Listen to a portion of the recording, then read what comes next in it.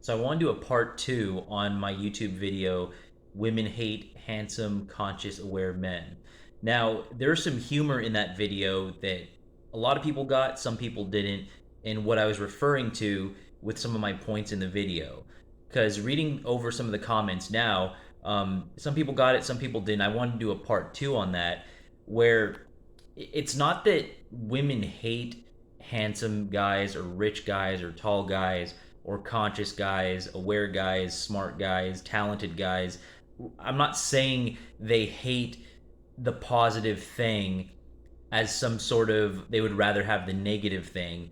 I was making a humorous point in that video on the fact of everything has a balance. So no matter what it is that you have in the positive, if she's not benefiting from that, then it's going to turn into resentment and hate. So if you are that 6'2" handsome billionaire and she's looking to start a family or just have an easy life with low stress and finances that are there, the 6'2" billionaire, while a lot of women may like him and want to be with him, he can't possibly have the time, energy, or resources to be with all of them. So he has to dial down to either monogamy with one or just a couple of how many he can handle in the course of his day. But eventually, the women that don't benefit from that guy, it's like taking a carrot and dangling it in front of the horse. You're on the horse, it's on a string, and no matter how much it walks forward trying to reach the carrot, it can't get the carrot because you have it on a stick in front of its face. Eventually, it's going to get mad. So that's the point of what I was making about women hate handsome, conscious, aware men. It's not that they hate the man initially, they like the idea of that. The ideal is great, but the higher the guy goes in money, looks, status, muscles, game, intelligence, whatever characteristic you want to place there, the higher he goes, the more other women are going to want that too, and he can't possibly give the benefit to all of them. So most of them are just going to be out of luck. So that it's just going to always be this carrot that's in front of their face, and it's going to turn to resentment. Another way I can describe this is like Superman. So Superman, a girl falls in love with him, like, oh, he's handsome, huge muscles, superpowers, flies around, saves the day, stops crime. So she has this heightened sense of Superman from just hearing about him or seeing him fly around and save the day. So she has this heightened sense. Now, if he were to meet her and they start dating, that initial first impression is never going to be the same because at some point he's Clark Kent. At some point he's not Superman. At some point there's kryptonite. At some point you have a bad day. At some point you cry. At some point you have real life things to deal with. So you are not the apex dominant alpha upon first impression that she thought you were. And that's with any man. No matter what the first impression was, you're never going to live up to the first impression because things happen. You can't just like always be the first impression. So even though women love the handsome, conscious, aware, rich, muscles, smart, whatever guy as an ideal, as a first impression, it always turns to that carrot and stick because if you have all those things, if you have the total package by someone's subjective opinion of that, if you have all of that, then whoever you don't bring into your circle is going to get pissed off. What good is it that you have $1 billion if you're not spending it on other people or hiring other people or making the lives of other people easier? What good is your $1 billion other than people's first impression of just saying, oh, whoa, like billionaire, like, whoa, that's high status.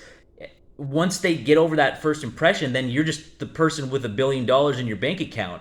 It doesn't benefit us. How do we benefit from that? So that's how women would look at it. The guy that has all those things, he doesn't have the time, energy, or the resources to be with billions of women. He has to tone it down to monogamy or just how many he can handle. But there's going to be a lot of women looking at that 6'2" billionaire that they're going to realize at some point it's always going to be a carrot and a string. They can never benefit from that. Not every one of them can. So then it's the point where, okay, well, what can I get now from here? So that's what I meant by women hate handsome, conscious, aware men, is because when you have those things and then you add the conscious part, the aware part, the intelligence, you are less susceptible to other people coming in and benefiting off of you. So if you're that guy that's the 6'2" handsome billionaire that has a bunch of money in the bank, businesses, houses, muscles, different talents. Like you're a musician, you can repair cars, you're ex-military, played in the NFL. Just like go down the list and just make some like ultimate package that's like subjective of how you would use that for the example.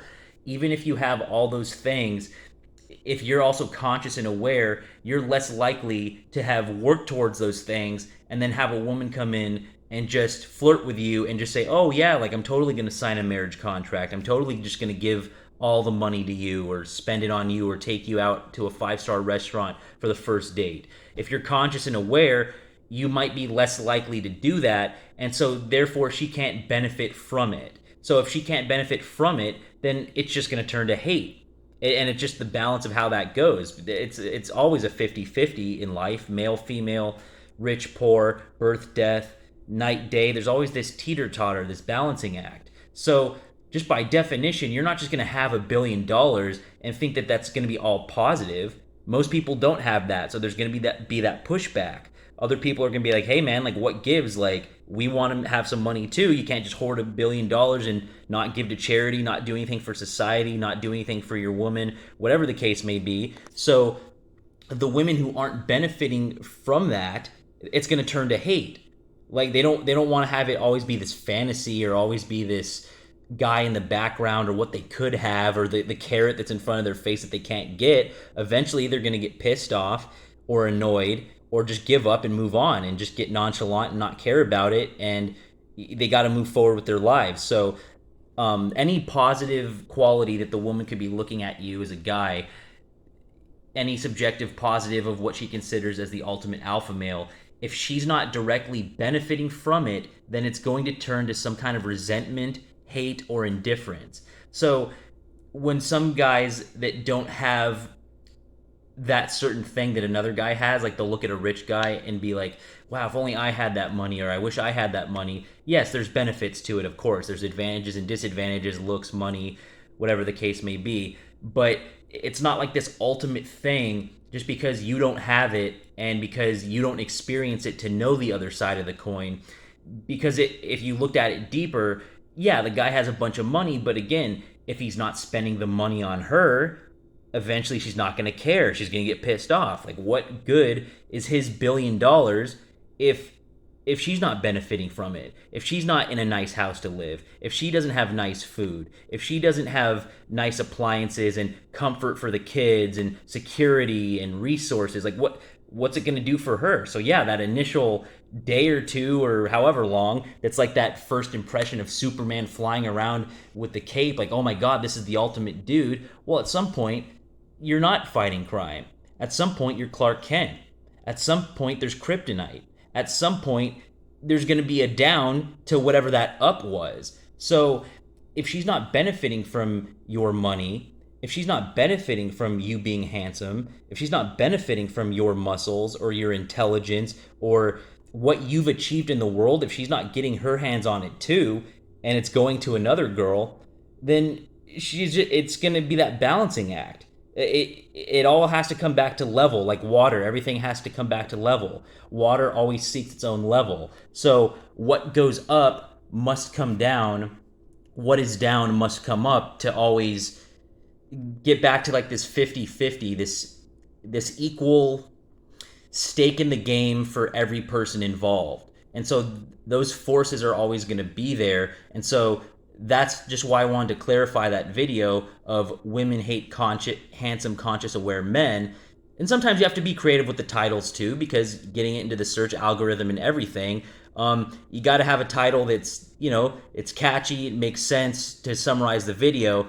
But I feel like some people on any video, they jump in however they perceived it. They make a comment, some kind of get what I was going for, some don't. Or someone comes on and says, "What? Women hate handsome, smart guys?" Like, "Oh, this is total, BS." And it's like, no, like my humor on that point was, yes, they love the guy, of course, they like the positive trait, but he can't just give the positive trait to all of them. He doesn't have the time, energy, or resources to do so. So if he's just gonna be the ultimate handsome dude or the ultimate rich dude and just take the carrot, and he's on top of her on the back, and he's holding a stick, and she's like walking forward, and she can never get the carrot because he's so handsome, he's always with another girl, or he's so rich, he's always with another girl, and like eventually it's going to turn to hate, resentment, or indifference.